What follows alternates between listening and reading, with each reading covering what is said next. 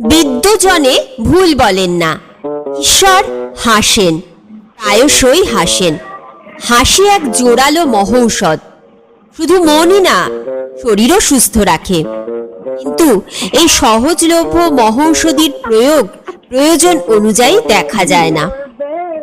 চারপাশে বড্ড চাপ, সৎ অসৎ, সত্য অসত্যের চাপ, পরীক্ষা প্রত্যাশার চাপ, গল্প গুজবে, অপরাধ, পুলিশ, ডিটেকটিভ, ভূতের চাপ, চাপে চাপে হাঁসফাঁস অবস্থা, বড্ড গুমোট।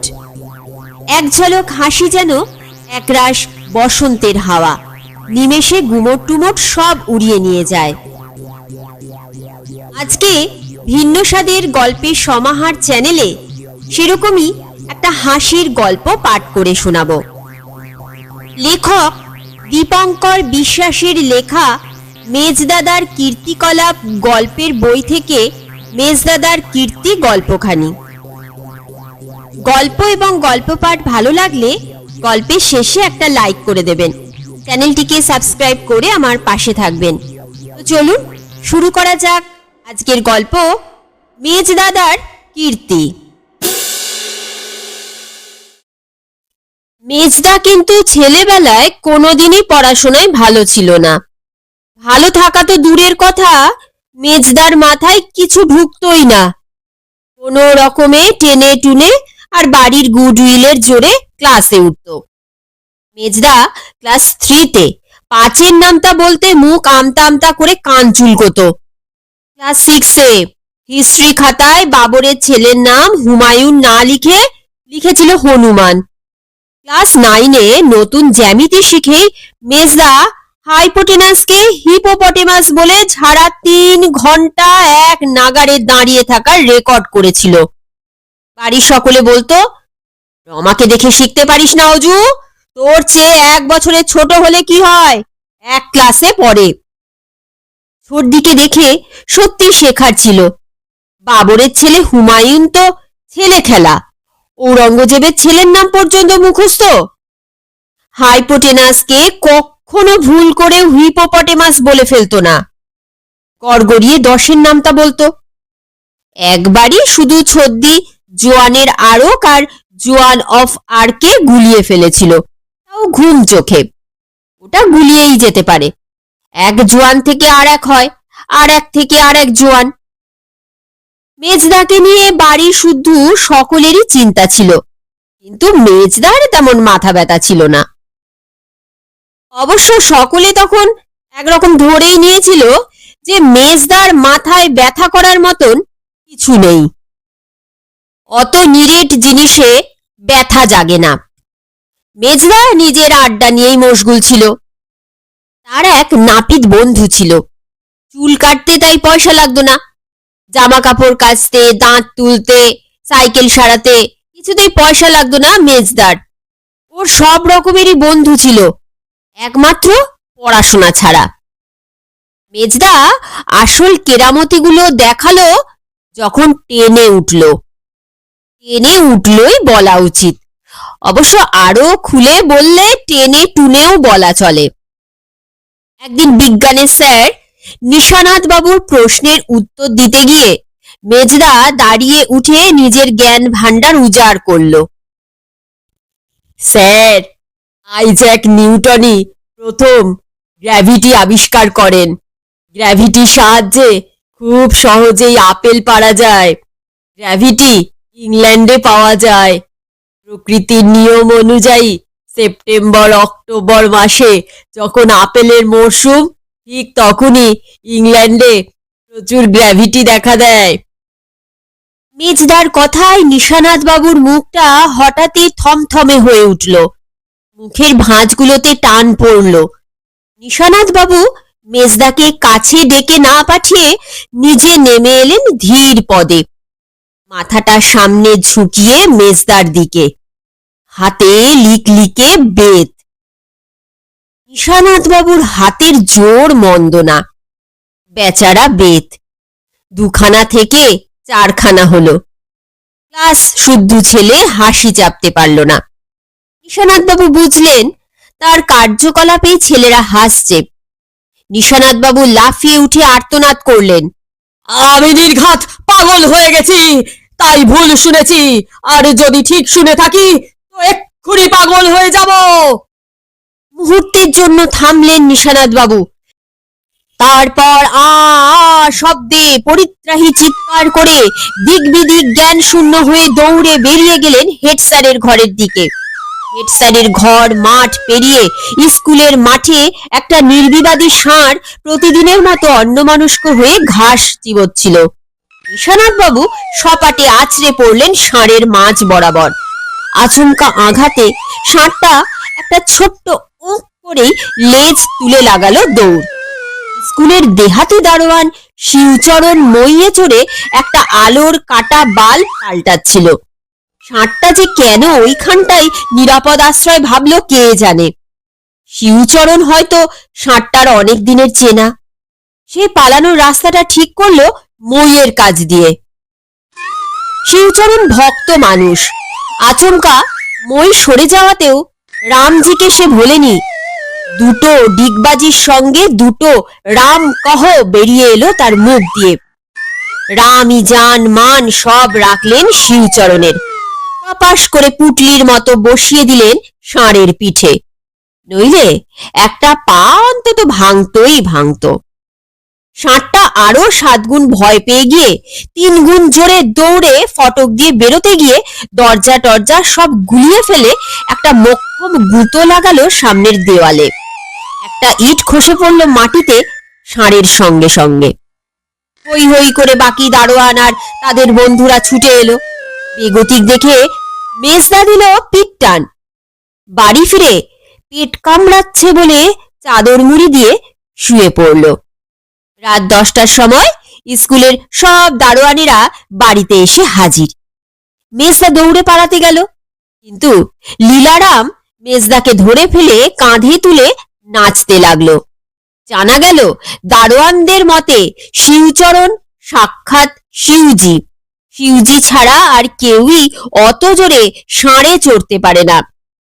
দারোয়ান আর তাদের বন্ধু বান্ধবেরা শিবচরণকে সারা সন্ধে সাক্ষাৎ শিব জ্ঞানে পুজো করেছে। সাক্ষাৎ শিবজিকে খুঁজে বার করার জন্য ওরা মেজদাকে দিতে এসেছে অভিনন্দনের সঙ্গে 1 বাক্স লাড্ডু। বড়দির বিয়ের সময় এক কাণ্ড বাঁধালো মেজদা। বাড়ির সকলে ভারী ব্যস্ত। দাদা দিদিদের স্কুল থেকে কদিনের ছুটি নিতে হবে। ছুটি নেওয়া মানেই চিঠি লেখা, আর চিঠি মানে ইংরেজি। বড়দের সময় নেই লিখে দেবার। সর্দি বলল, কুছ পারোয়া নেই, আমার চিঠি আমি নিজে লিখে নেব। মেজদা চিঠিটা লিখিয়ে নেবার জন্য একটু ছদ্দির গা ঘেঁষে এসেছিল, কিন্তু ছদ্দি বলল, আমার বয়ে গেছে লিখে দিতে, নিজের চিঠি নিজে লেখ। সেদিন ক্লাউনের মতো দেখাচ্ছে বলার সময় মনে ছিল না? মেজদা বলল, যা যা, ওরকম একটা ইংরেজিতে চিঠি লিখে দেওয়ার লোক আমার বহুত আছে। তাছাড়া আমি নিজে লিখতে জানি না নাকি, একটু ভাবতে হবে এই যা। একটু পরে মেজদাদের ঘরে গিয়ে দেখি মেজদা সেজো মামার একটা কোট আর দাদুর একটা ফেল্ট হ্যাট মাথায় দিয়ে এক মনে পায়চারি করছে। আমি সর্বদাই মেজদার দলে। সর্দির কথায় আমারও মেজাজটা চড়ে গিয়েছিল। আমি মেজদাকে বললাম, তুমিও 1 হাত দেখিয়ে দাও তো মেজদা। মেজদা গম্ভীরভাবে বলল, সেই চেষ্টাই তো করছি। আমার তো জানিসই একটু সাহেবিয়ানা ছাড়া শেক্সপিয়ার মার্কা ইংরেজি বেরোয় না। আমি উৎসাহ দিলাম, বাবার একজোড়া বুট এনে দেব, একটা চুরুট, এমন একখানা চিঠি লিখতে হবে যা সব্বার মনে থাকবে চিরকাল। আমার কথা রেখেছিল মেজদা। সারাদিন খেটে, গ্রামার বই ঘেটে, ঘরের ভেতর হেঁটে ইংরেজিতে ছুটির প্রার্থনা ভরা আবেদন জানিয়েছিল হেড স্যারকে। হেড স্যার মাঝবয়সী ব্যাচেলার মানুষ, মেজাজটি বাঘাটে, থাকেন স্কুলের চৌহদ্দিতে, কোয়ার্টারে। মেজদা স্কুল বসার আগে হেড স্যারের ঘরে উকি মেরে দেখল হেড স্যার তখনও আসেননি। খামে ভরা চিঠিটা মেজদা রেখে এলো টেবিলের সামনে, যাতে চেয়ারে বসলেই নজরে পড়ে। সেকেন্ড পিরিয়ডের মাঝামাঝি হেড স্যারের বেয়ারা ফকির চাঁদ এসে মেজদাকে ডেকে নিয়ে গেল হেড স্যারের ঘরে। মেজদার তো প্রাণ গেল উড়ে। হেড স্যারের ডাক মানে রয়্যাল বেঙ্গলের ডাক। ছুটির দরখাস্তে এত হাঁক ডাকের কি আছে রে বাবা? মেজদা চলল দুরু দুরু বক্ষে। হেড স্যারের ঘরের চৌকাঠে পা দিয়েই কিন্তু মেজদার মনটা শান্ত হলো। হেড স্যারের স্নিগ্ধ মুখের ওপর একটা আলগা হাসির প্রলেপ। মেজদাকে সামনের চেয়ারে বসতে বলে হেড স্যার ফকির চাঁদকে একটা কাজে পাঠালেন। হেড স্যারের ঘরে এমন আপ্যায়নের আশা মেজদা কখনোই করেনি। কুণ্ঠিত মেজদা একটু হকচকিয়ে সামনের চেয়ারে আধ বসা হলো। হেড স্যার মৃদু হাসলেন। তোমার চিঠি পড়লাম, প্রস্তাবটা একটু ভেবে দেখতে হবে। মেজদা একটু বিষম খেলো। আগে তোমার বর্দির সঙ্গে বিয়ের সম্বন্ধের কথা, ছুটির দিনে তোমরা পারতে আসবে। একটু থামলেন হেড স্যার, তাকালেন ক্যালেন্ডারের দিকে। সেটা সামনের মাসে হলেই ভালো হয়, বৈশাখ মাসটাই। মেজদা পটাং করে জিভ কামড়ে ফেলল। মাথা গেল ঘুরে। চেয়ারে না বসে থাকলে চিৎপটাং হয়ে মাটিতে ঠিকরে পড়ত। চোখের সামনে সর্ষে ফুলেরা একটু ম্লান হয়ে এলো। মেজদা খুব বিনীত কণ্ঠে বলল, স্যার, বর্দির বিয়ের তো ঠিক হয়ে গেছে, আমি শুধু ছুটির জন্য অ্যাপ্লিকেশন করেছি। 20 সেকেন্ডের ভেতর একটা মানুষের মুখের যে এত পরিবর্তন ঘটতে পারে তা হেড স্যারকে না দেখলে জানা যেত না। হেড স্যারের মুখটা বেগুনি হয়ে উঠল। জামার বোতামগুলো পটপট করে ছিঁড়ে পড়ল। নাকের পাটা ফুলে ফোঁস ফোঁস করে স্টিম ইঞ্জিনের মতন নিঃশ্বাস পড়তে লাগলো। হেড স্যার 3টে রয়্যাল বেঙ্গল টাইগারের মতন গর্জন করে উঠলেন। মস্করা, আমার সঙ্গে মস্করা। হেড স্যার আর কি বলেছিলেন মেজদা তা জানতে পারেনি। মেজদা হেড স্যারের ঘর থেকে নিজে বেরিয়েছিল নাকি লোকে ধরাধরি করে বের করেছিল তাও মেজদার মনে নেই। মানসিক আঘাতে মেজদা বর্দির বিয়েটা কাটালো বিছানায় শুয়ে। আর মেজদার চিঠির আঘাতে হেড স্যারের ব্লাড প্রেশার এত বেড়েছিল যে তিনিও বাধ্য হয়েছিলেন কদিনের জন্য বিছানায় শুতে। সেই মেজদা যে রাতারাতি এমন পাল্টে যাবে কে জানতো। স্কুল থেকে মেজদার নাম কাটানোর ইচ্ছা সব স্যারদেরই ছিল, কিন্তু মুখ ফুটে কেউই সে কথা বলতে সাহস করতো না। কারণটা ছোটকা। ছোটকা তখন ওখানকার এমএলএ। দোর্দণ্ড প্রতাপ। ছোটকা স্কুলের গভর্নিং বডির মেম্বার। ওর সুবাদে স্কুল এক কাঁড়ি টাকা পেত। মেজদা ছোটকার পেয়ারের লোক, সব ফাইফরমাস খাটত। ছোটকাও অজু বলতে অজ্ঞান।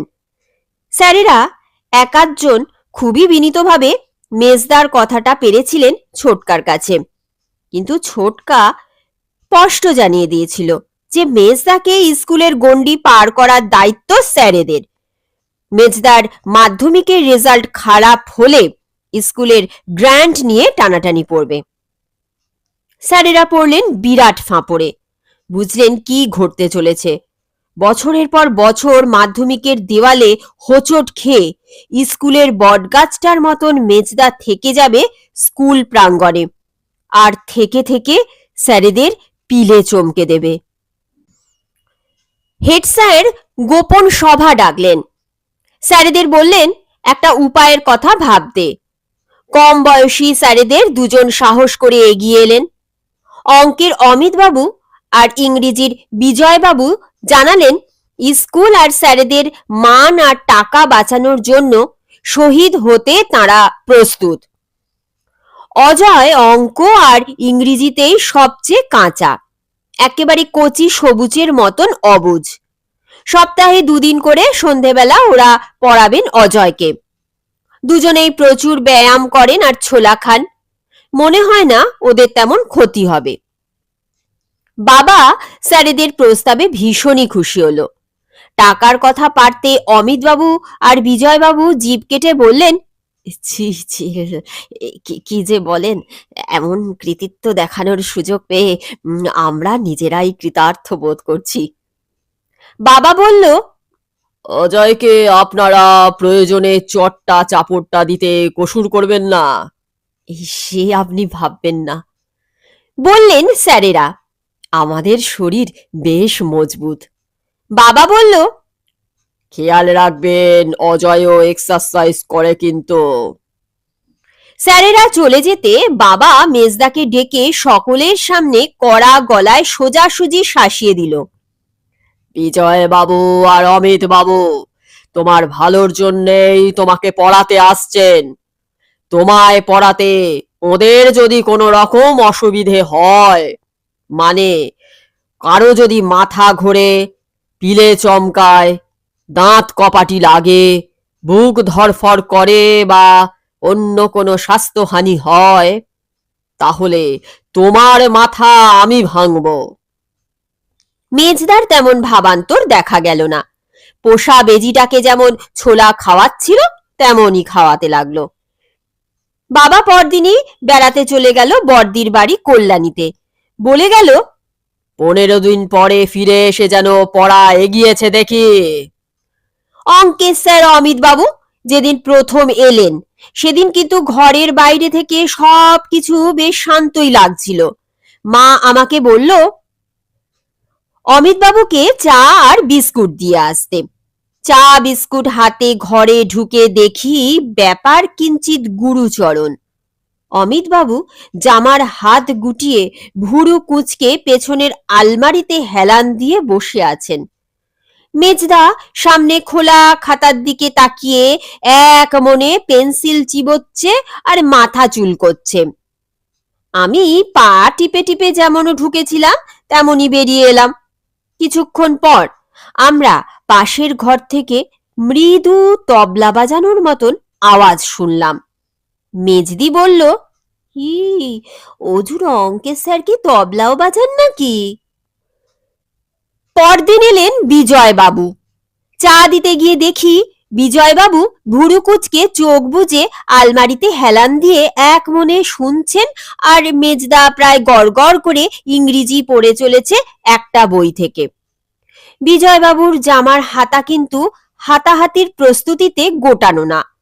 সেদিন আমরা পাশের ঘর থেকে মশা মারার মতন মৃদু চড়চাপড়ের বেশি আওয়াজ পেলাম না। সেই আমরা প্রথম বুঝলাম যে মেজদা অঙ্কের চেয়ে ইংরেজিতে ভালো। সপ্তাহটা প্রায় নির্বিঘ্নে কেটে এসেছিল, কিন্তু শাস্ত্রে বলে শনিবারের দিনটা খারাপ। শনিবারটা কাটলো না। আমরা যে যার পড়া করছিলাম, মা রান্নাঘরে ব্যস্ত। হঠাৎ মেজদার পড়ার ঘর থেকে একটা ঝটাপটির আওয়াজের সঙ্গে দমাস করে শব্দ, আর অমিতবাবুর বাবা গো ভেসে আসাতে আমরা খেয়াল করতে বাধ্য হলাম। ছোটখাটো ধূপধাপ দুমদাপ হলে যথারীতি পাত্তা দিতাম না। সকলে মেজদার ঘরে ঢুকে দেখি অমিতবাবু দু হাতে মাথা চেপে ধরে চেয়ারে বসে। মাঝারি সাইজের কুলের আচারের হাঁড়িটা মাটিতে ভেঙে ছত্রাকার। হাঁড়িটা সাধারণত আস্ত অবস্থায় আলমারির মাথায় থাকে। অমিতবাবুর সর্বাঙ্গে টোপাকুল। মা গিয়ে শটান মেজদার কান ধরল, এত বড় আস্পর্ধা, মাস্টারের গায়ে হাত তুলিস? মেজদা নির্বিকার গলায় বলল, কি যা তা বলছো? স্যারই তো আমায় মারধর করলেন, আমি শুধু নিজেকে বাঁচিয়েছি। তারপর ধড়াস করে আলমারিতে হেলান দিয়ে বসতেই তো হাঁড়িটা মাথায় পড়ল। আমার কি দোষ? বিশ্বাস না হয় জিজ্ঞেস করে দেখো। অমিতবাবু কিছুক্ষণ ঝিম মেরে বসে রইলেন। তারপর উঠে একবার চারদিক তাকিয়ে নিয়ে ছাতাটা বগলে ফেলে চটি পায়ে বেরিয়ে গেলেন কাউকে কিছু না বলে। 5 দিন বাদে বিজয়বাবুকে নিয়ে ঠিক একই রকম হট্টগোল। আবার আমরা সকলে গিয়ে দরজায় দাঁড়ালাম। বিজয়বাবু মুখটাকে বিকৃত করে বাঁ হাত দিয়ে ডান হাতের মুঠোটাকে চেপে ধরে বসে আছেন। মা এগিয়ে গিয়ে আবার মেজদার কান ধরল। কিছু বলার আগে মেজদাই জানালো, স্যার যদি সজোরে দেওয়ালে ঘুষি মারেন সেটাও কি আমার দোষ? আমি তো শুধু একটু সরে গেছি। বিজয়বাবু বিদায় নিলেন। বাবার ফেরার কথাই ছিল সেদিন বর্দির বাড়ি থেকে। বাবা ফিরল কিছুক্ষণ পরে, হাতে একটা বিশাল নারকেল, মেজাজ শরীফ। ঘরে আমরা সকলেই ছিলাম। বাবা নারকেলটা দেখিয়ে মাকে বলল, দেখেছো খেদি আমাকে কি দিয়েছে? মা বলল, কি আবার নারকেল? যে সে নারকেল না, চিনিমুখো নারকেল গাছের প্রথম ফল। 10 বছর অপেক্ষার ফল এই নারকেল। সামনের ভীম একাদশীতে খেলে শরীর মনের সব অশান্তি চলে যাবে। তা অজয়ের পড়া কেমন চলছে? দুজনেই এখনো টিকে আছেন না? মেজদা মাথা নিচু করলো। বাবা মেজদাকে চেনে, জিজ্ঞেস করলো, দুজনেই? মেজদা মাথা তুলল না। মা কথাটা ঘুরিয়ে অন্যদিকে নিয়ে যাবার জন্য বলতে যাচ্ছিল, খেদিকে থামো! বলে মাকে থামিয়ে দিয়ে ভীষণ রেগে গিয়ে হঠাৎ দিকবিদিক জ্ঞানশূন্য হয়ে একটা সাংঘাতিক কাণ্ড করে বসলো বাবা। হতভাগা! দুটো মাস্টারকেই তাড়িয়েছিস? তোর মাথা আমি ভাঙবো! বলেই কেউ কিছু করার আগেই ধাড়ি নারকেলটার একটা বাড়ি বসিয়ে দিল মেজদার মাথায়। ভট করে একটা শব্দ হলো। মেজদা উফ করে মাথা চেপে বসে পড়ল।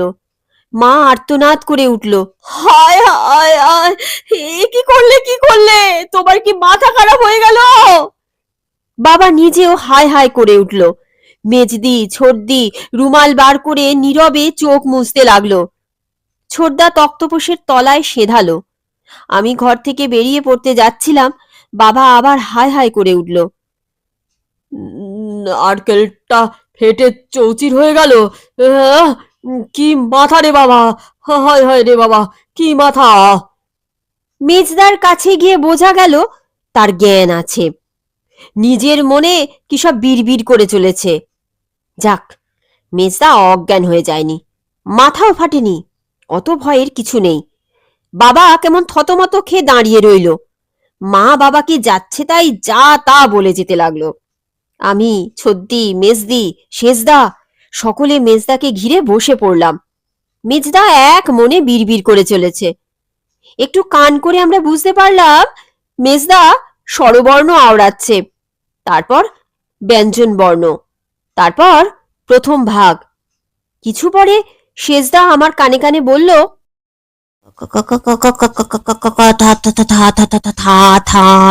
থামা।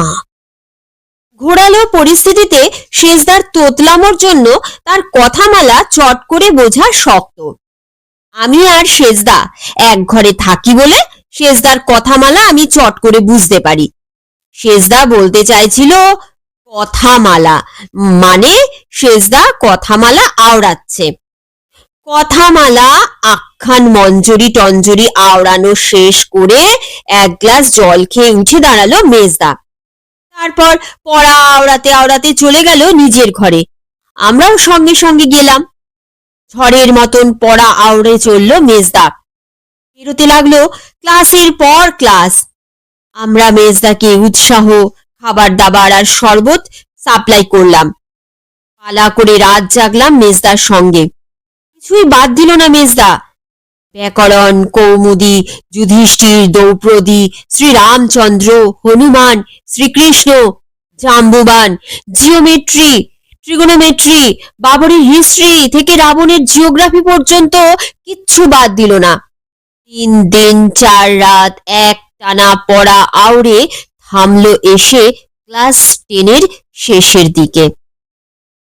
সব শুনে ছোটকা, মানে মেজদার সব্বার বড় পৃষ্ঠপোষক, লাফিয়ে উঠে বলল, তোরা ওকে একদিন চিনতে পারিসনি। আমরা রাজনীতি করি তো, চোখ অনেক পরিষ্কার। আমি ওকে ঠিকই চিনেছি। ওই বংশের নাম রাখবে। পড়াগুলো ওর মগজে অভিমন্যুর চক্রব্যূহে ঢোকার মতন ঢুকতো ঠিকই, কিন্তু বেরিয়ে আসার রাস্তা পেত না খুঁজে। দুদিন আগে নারকেলের গুঁতোয় বেরোনোর মুখগুলো সব খুলে গেছে। সব নাটবল্টু স্ক্রুপগুলো ঠিক ঠিক জায়গায় লেগেছে। দিন 15 বাদে টেস্ট পরীক্ষা। মেজদার পড়ায় মনোযোগ দেখে সকলের তাক লেগে গেল। মেজদা পরীক্ষা দিয়ে এলো যেন অন্য মানুষ। কি আত্মবিশ্বাস! মেজদা ফার্স্ট, একথা স্যারেরা যেন কিছুতেই মানতে পারছিলেন না।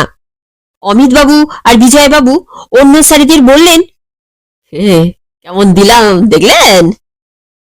বয়সে বড় স্যারেরা বললেন, বিড়ালের ভাগ্যে শিখেছিলছে। ছোটকা বলল, যাক, অজুর জন্য স্যারেদের আর শরীর খারাপ হবে না। মাধ্যমিক পরীক্ষা দিল মেজদা ড্যাং ড্যাং করে। কমাস বাদে রেজাল্ট বেরোলো। মাত্র 2 নম্বরের জন্য সেকেন্ড হয়েছে মেজদা মাধ্যমিকে। বাবা জীবনে এই প্রথম আনন্দে তোতলা হয়ে পড়ল বিছানায়। স্কুলে শুধু না, সারা পাড়ার প্রেস্টিজ। স্কুলের ছেলেরা মেজদাকে কাঁধে করে ঢাক ঢোল বাজিয়ে প্রসেসন করে গান বেঁধে বেরিয়ে পড়ল। স্কুল ছুটি হয়ে গেল সেদিন। রাতে খাবার সময় ছোটকা বলল, পরশু রবিবার, স্কুলে সকলকে ভোজ খাইয়ে দেব। হেড স্যার থেকে দারোয়ান সকলকে। পরদিন স্কুলে নেমন্তন্ন করতে গিয়ে দরজা দিয়ে ঢুকেই থমকে দাঁড়ালো ছোটকা। স্কুল একদম ফাঁকা। কজন ছেলে স্কুলের মাঠে খেলা করছে। ছোটকাকে দেখে দারোয়ান শিউচরণ এগিয়ে এলো। ছোটকা শুধালো, স্কুল কি আজও ছুটি নাকি? শিউচরণ একগাল হেসে বলল, ক্লাস কে নেবে স্যার? অজয়বাবুর রেজাল্টের এক ধাক্কায় স্যারেরা এখনো বিছানায়। পিলে তো পিলে, সকলের মাথার ঘিলু অবধি চলকে গেছে। মাধ্যমিকে অমন একটা রেজাল্ট করার পর মেজদার প্রতি দুনিয়ার হাবভাবই পাল্টে গেল। সকলে মেজদাকে বেশ সমীহ ভরা চোখে দেখতে শুরু করলো। বাবা পর্যন্ত মেজদার প্রতি স্বভাব সুলভ খ্যাঁক করে ওঠাটা কমিয়ে দিল, আর মাঝে মধ্যেই অজু না বলে মিষ্টি একটা গলায় অজয় বলে ডেকে ফেলতে লাগলো। আমরা আগে জানতামই না যে বাবার ভেতর অত মিষ্টি গলা লুকোনো আছে। আর ছোটকা প্রায় মেজদার দিকে এমন তারিফ করার ভঙ্গিতে তাকিয়ে থাকে যেন কলম্বাস আমেরিকা আবিষ্কারের পর মুগ্ধ দৃষ্টিতে আমেরিকা নিরীক্ষণ করছে। আমি বরাবর মেজদার দিকেই ছিলাম। আরো কাছে লেপটে গেলাম। শেষদাও নিজের অজান্তে মেজদার দিকে এগিয়ে গেল। ছোটদের সঙ্গে মেজদার সম্পর্কের টেরা ভাবটা পুরো না হলেও অনেকটাই কমে গেল। মেজদাকে অনেকেই বলেছিল আরো ভালো স্কুলে গিয়ে ক্লাস 11-এ ভর্তি হবার কথা, কিন্তু মেজদা রাজি হয়নি। বলেছিল, এই স্কুলটার খারাপটা কোথায়? বাড়ি থেকে 3 মিনিটের পথ, অমন খেলার মাঠ, ছেলেবেলার সব বন্ধু বান্ধব। স্যারেরাও স্কুলের প্রেস্টিজ অজয়কে ছাড়তে চায়নি। মেজদার রেজাল্ট বেরোনোর পর সব স্যারেরা পালা করে এক এক দিন মেজদাকে ভোজ খাইয়েছিলেন।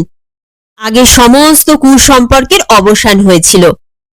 মেজদাকে ক্লাস 11-এ পেয়ে স্যারেরা আগের কোঁচকানো ভুরু আর রক্তিম চোখের বদলে বিছিয়ে দিলেন স্নিগ্ধ স্নেহ মাখানো মমতা ঝরা দৃষ্টি। অনেকেই পড়ানোর সময় আর চোখে তাকিয়ে দেখে নিতেন অজয়ের মুখের দিকে, অর্থাৎ অজয়ের কোনো বক্তব্য আছে কিনা। আমাদের স্কুল থেকে আগে 2-4টি ফার্স্ট ডিভিশন পেয়েছিল, কিন্তু মাধ্যমিকে সেকেন্ড স্ট্যান্ড করা ছিল এক অভাবনীয় স্বপ্ন। মেজদা রাতারাতি সব ছেলেদের কাছে সিনেমার হিরোর চেয়েও বড় হিরো হয়ে উঠল। মেজদা সম্পর্কে 2-4টি গল্পও স্কুলে চালু হয়ে গেল। বিজয়বাবু আর অমিতবাবু নাকি কিসব কবিরাজি শেকড় বাকড় খাইয়ে মেজদার মাথার ঘিলুতে বিপ্লবের সৃষ্টি করেছিলেন।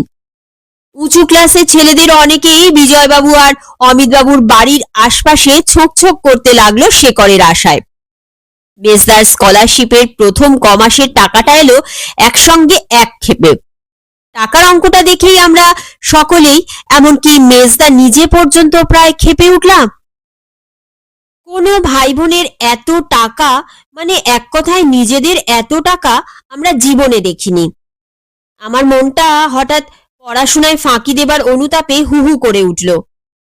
সর্দি মেজদাকে মোলায়েম সুরে বলল, কাল তোমার ল্যাংচাটা খেয়ে নিয়েছিলাম বলে কিছু মনে করনি তো আবার?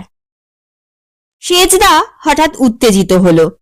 সেজদা এমনিতে দিব্যি থাকে, কিন্তু কারণে অকারণে হঠাৎ ক্ষেপে ওঠে আর উত্তেজিত সেজদা হয়ে পড়ে ভীষণ তোতলা। ডা ডা ডা ডা ডা ডা ডা ডা ডা ডা ডা ডা ডা হা হা হা করে ড্রাম বাজানোর মতো ডাক ছাড়লো সেজদা। সেজদার ডংকারে সম্বিত ফিরে এলো মেজদার। কি বলছিস রমু? ড্রামে ভরে রাখতে বলছিস টাকা? ডা ডা ডা ডা ডা ডা ডা ডা ডা ডা। আবার ড্রাম বাজালো সেজদা। সর্দি বলল, ডাক্তার ডাকতে বলছে মনে হয়। মানে এত টাকা পেয়ে হয় তুমি ভিড়মি যাবে, না হলে তোমার খেয়ে খেয়ে শরীর খারাপ হবে। আগে ভাগে ডাক্তার ডেকে রাখতে বলছে। আমি আর সেজদা এক ঘরে থাকি বলে আমি চট করে সেজদার কথা বুঝতে পারি। আমি বললাম, সেজদা ডাকাতের ভয়ের কথা বলছে। সেজদা আমার সমর্থন করলো। উত্তেজনা তখন একটু কমেছে। ডাক ঘরে জমা দিলে আর ডাকাতের ভয় থাকবে না, উপরন্তু সুদও পাওয়া যাবে, বলল ছর্দি। আমি মেজদার খুব কাজ ঘেঁষে প্রায় গায়ে গা লাগিয়ে বললাম, মেজদা 20টা টাকা ছাড়ো দেখি, কালী কেবিন থেকে 4টে কাটলেট নিয়ে আসি। সর্দি বলল, হ্যাঁ, স্কলারশিপের টাকায় কাটলেট কেমন খেতে লাগে সেটা চেখে নেওয়াই ভালো, মাঝে মধ্যেই তো এমনটা ঘটবে। সেজদা বলল,